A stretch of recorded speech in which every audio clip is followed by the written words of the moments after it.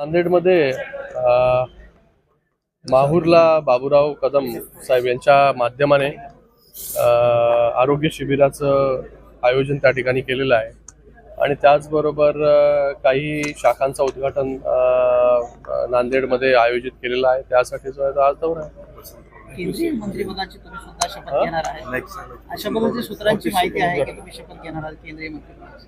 कोण म्हणाल बाबा? सूत्र सांगतात. अरे सूत्र नाही, तुम्हीच चालवता. संजय राऊत म्हणले की श्रीकांत शिंदेच्या डिग्री बद्दल संशय आहे. त्यांनी जाऊन तपासायचं, तपासून घ्या.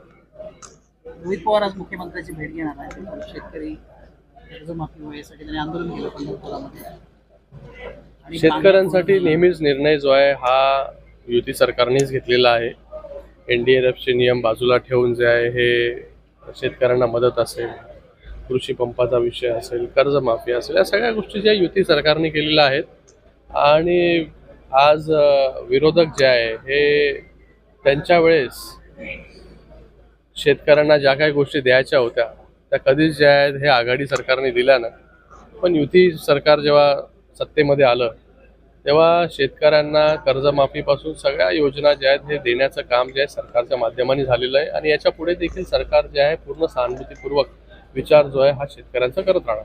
कोकडी कर्जमाफी होते असा आरोप सातत्यानं विरोधकांचं कामच आहे नेहमीच आरोप करणं.